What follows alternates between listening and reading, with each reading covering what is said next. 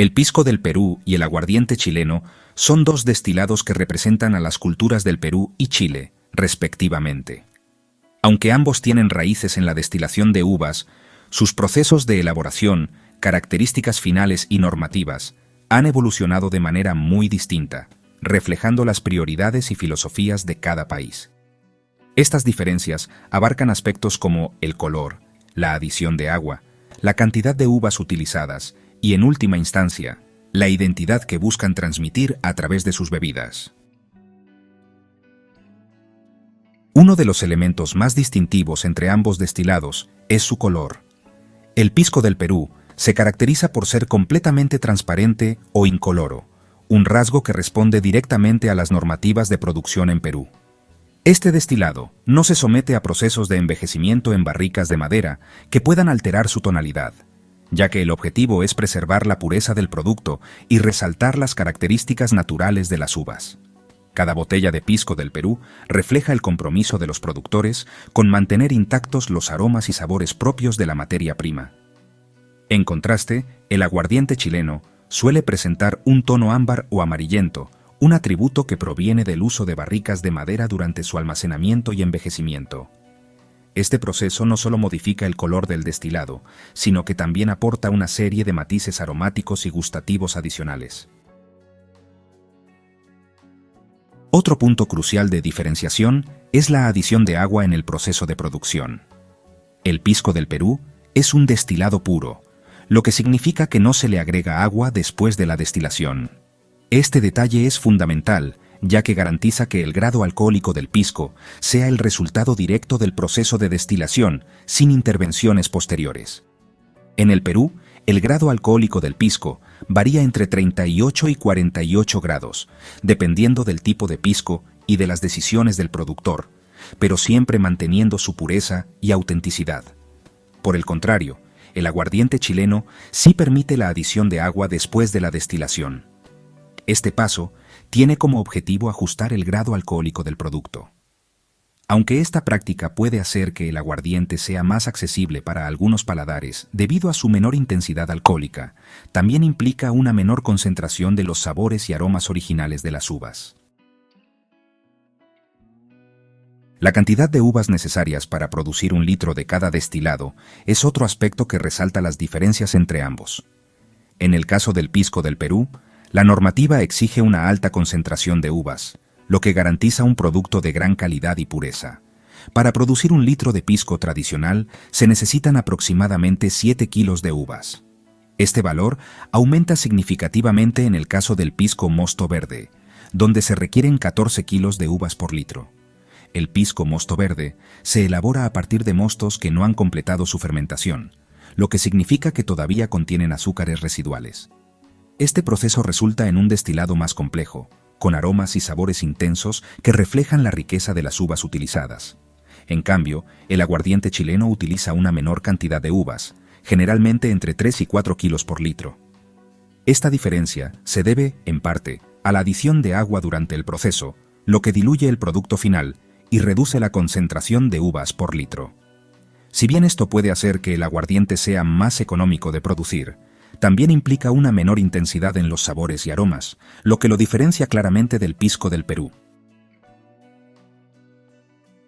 Más allá de estas diferencias técnicas, el pisco del Perú y el aguardiente chileno también reflejan las historias y tradiciones de sus respectivos países.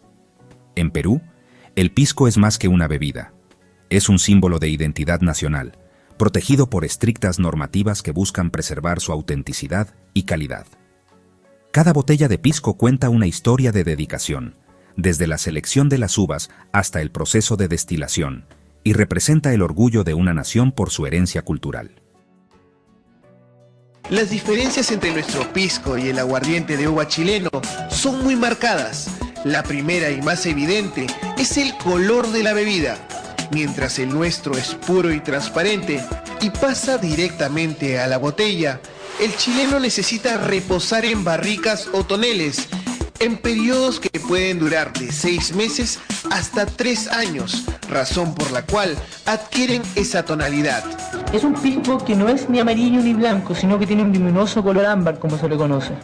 Segundo, el pisco peruano, debido a su alta calidad, no necesita mezclarse con agua en su elaboración.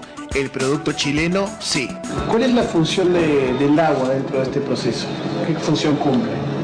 El agua principalmente para rebaje, el agua desmineralizada, es lo que se ocupa para rebajar el producto porque es muy fuerte, es muy demasiado alcohol. Eso quiere decir que una botella de 40 grados significa que lleva 40% de alcohol y 60% de agua.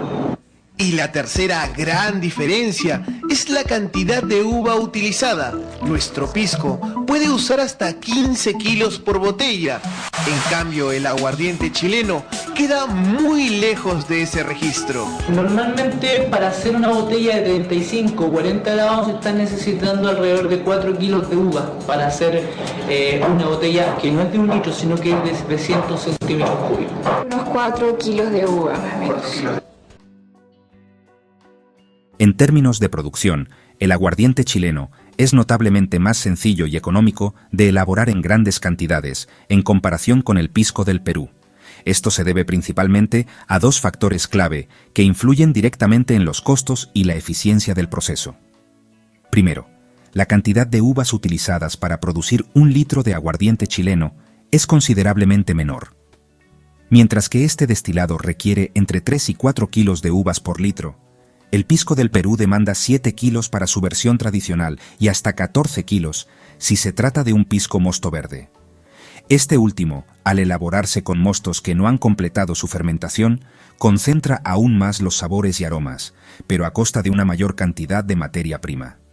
En contraste, el aguardiente chileno utiliza menos uvas, lo que reduce significativamente los costos de producción y permite obtener mayores volúmenes con la misma cantidad de insumos. En segundo lugar, el proceso de elaboración del aguardiente chileno incluye la adición de agua después de la destilación. Este paso, que está permitido por las normativas chilenas, se realiza para ajustar el grado alcohólico del producto final. Además de suavizar el destilado, esta práctica aumenta el volumen total del aguardiente producido, maximizando el rendimiento de cada lote. Por otro lado, el pisco del Perú no permite la adición de agua en ninguna etapa de su elaboración, lo que lo convierte en un destilado puro y concentrado, pero también más costoso y laborioso de producir.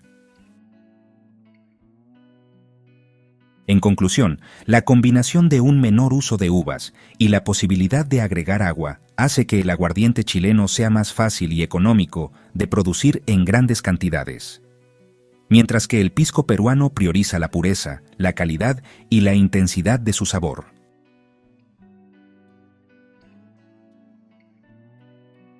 Tenemos esta licorería donde generalmente yo vengo a comprar mi pisco. Allá está el pisco. Que vienen hasta vino chileno. Y suele ser un pisco. Yeah, would you like a Peruvian pisco? Of course not. It's the best. The Peruvian pisco is much better than the Chile one. The Chile one looks at the page, but they just put some wood chips in it to colour it. It's rubbish. I wouldn't touch it. Sorry, what was that? We'll have some pisco. Some pisco, yeah. yeah.